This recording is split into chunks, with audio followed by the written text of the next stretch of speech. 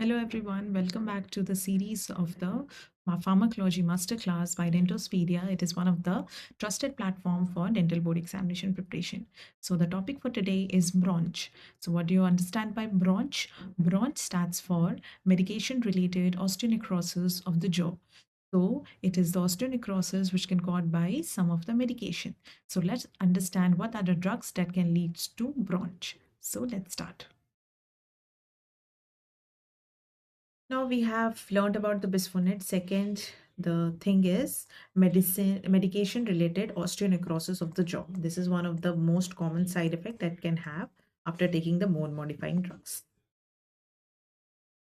Now, definition according to AAOMS, that is the 2022 latest definition, says that MRONJ is defined as the exposed bone in the maxillofacial region that persists for more or equal to 8 weeks, in a patient with the two conditions: current or prior use of anti-resorptive or antiangiogenic drugs, that is a bisphonate, and no history of radiation to the jaw. Because you must be knowing radiation is one of the most common factor that can lead to osteonecrosis. Okay, so if the patient is having no history of radiation or chemotherapy, even chemotherapy, but they are having a very much larger duration of bone modifying drugs, then you can suspect MRONJ in that patient.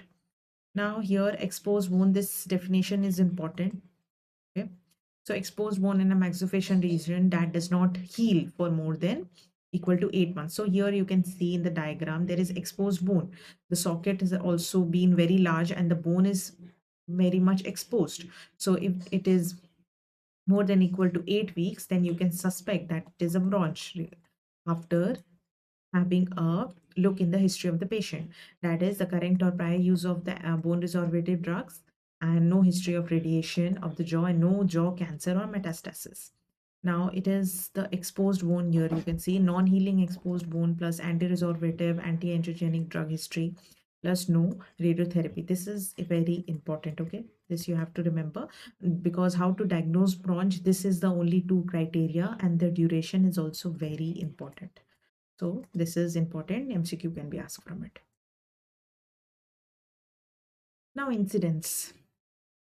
Drugs, first is the oro bisphonates. Okay, approx risk is 0.01 to 0.01 to 0.1%. Okay, IV bisphonate, that is used for cancer therapy, 1 to 100%. Why there is increased risk? Because we have learned it in the intravenous route, there is increased viability, so increased risk will be there. And denosumab, okay, it can be similar to the IV bisphonate. So basically this both can have the more risk. So if you have the order, the risk, then you can have oral, then IV, or equal to similar to the denosumab. Okay, so these are some of the things you need to remember. Now, pathophysiology of the MRONJ. Now, how it occur? First is the suppressed bone turnover, that is micro damage accumulation. Now, when we are using MRONJ, there is decrease in the osteoclast activity. So we have seen that it will have the reduced bone turnover. Okay. So if there is more reduced bone turnover, then the micro damage accumulation will be faster, because the body is not able to resolve more and more formation of the bone, and also there can be chances that the bone that is formed is also not of a good quality. So micro damage accumulation can happen. Second is the impaired angiogenesis, that is a poor vascularity, and it is also known as the antiangiogenic, that is it will have the decreased blood supply. So because of that micro damage, there will be decreased blood supply if we use for a longer period. Local trauma, that is extraction, that is non-healing bone, and especially because of two things, there will be thin bone, because remodeling is a nature's process of forming a good quality bone and also resorbing the bad quality bone. But when we have stopped the resorption process, there can be a chance that the formation of the bone that is been forming is very much of lesser quality.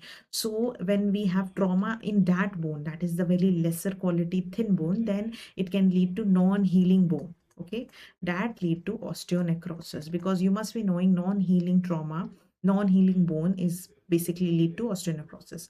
Possible bacterial contamination, because of the trauma there will be non-healing bone, and because of that there will be poor vascularity.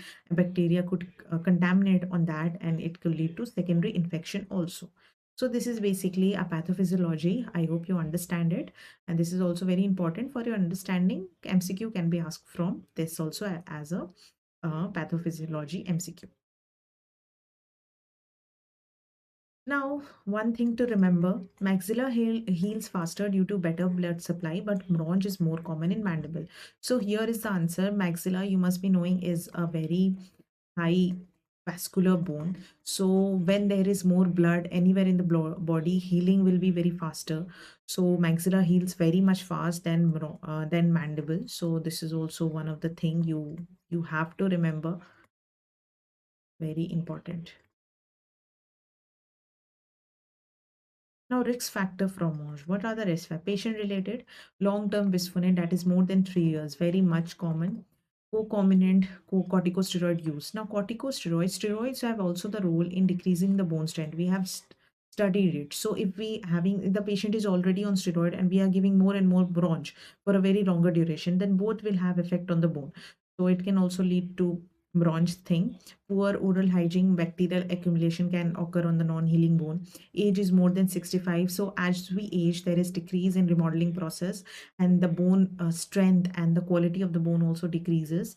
Diabetes, anemia, cancer, comorbidities is also one of the thing that can lead to bronch. And postural procedure related, extraction, implants, periodontal surgeries, poor fitting dentures causing trauma. So basically any trauma related, because if the patient is having a increased duration of the bronch, so we need to have a very great treatment plan so that we don't provide more and more trauma to the patient, and better to avoid any surgical thing to that patient, and then concern to the concerned physician for a better treatment for the stopping of the bisphonate. So history of the patient is very important. Now, dental management guidelines. Before starting anti or the resorbatives, comprehensive dental evaluation is very important, so that if the patient is on anti-resorbative, we don't have to further do any dental treatment. Just like in radiation, we are doing it before 2 weeks. We are just having a good dental checkup. So same applies to the anti-resorbative. We have to be having a comprehensive dental evaluation. Extract the non-restorable tooth. Educate patient about the MRONJ. The patient should be well educated that if he or she is having a more duration of the bronch, then this is the risk they can have. Complete all the invasive procedure first. As I said, you have to have a dental evaluation before prescribing anti-resorbative, same as the radiation therapy.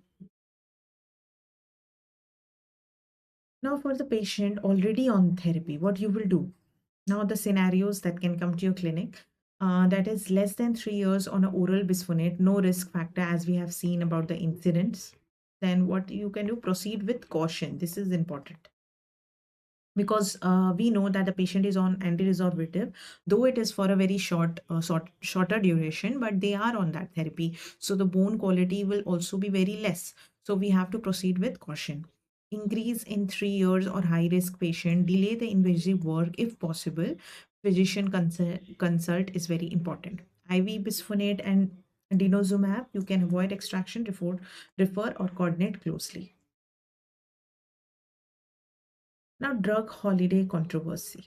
Bisphonate long half-life, holiday may not help. That is the what do you mean by half-life? If you remember, we have studied it. Half-life is that how much the drug is there in your body.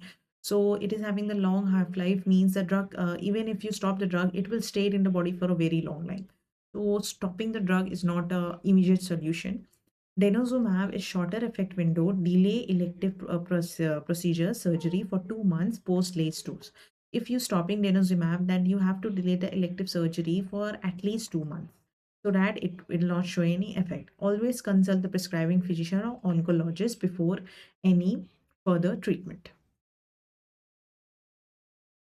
Now, clinical stages of the bronch. Okay. Now, at risk, no exposed bone will be there. This is important. Okay. Management, preventing care so that the bone is not exposed in the later stage. Stage 0, Symptoms will be seen, no bone exposure, just the symptom will be there, no bone exposure yet. Antibacterial regimen monitor. Why antibacterial is? Because the patient is having the symptom, maybe it will be a secondary infection. So you have to give the antibacterial, and monitoring is also very important. Stage one, exposed necrotic bone and symptom asymptomatic. So when the bone is exposed, this is the last stage of any problems in our oral cavity, that the bone is only exposed. So the patient will be asymptomatic, chlorhexidine rinse, so that the secondary infection chances, if in future, will also be reduced. Stage two, exposed bone plus there is symptomatic, that is pain and infection.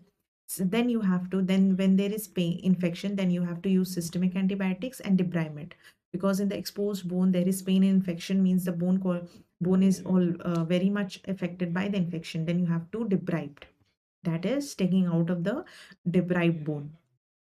Stage 3, that is extensive necrosis have already happened, and pathologic fracture due to any other cause. Then you have to do the surgical resection, and long-term antibiotics is very important, because the bone is totally necrosed, then is no option, then surgical resection. This is important. MCQ can be asked. So thank you so much for watching. I hope you liked the video, and please download our app Dentospedia for more structured and curated module for pharmacology. Not only pharmacology, every subject you will be getting here in a very structured format, from video lectures to quizzes to mock tests to everything that you need for your examination that will ace your preparation. So thank you so much and happy learning.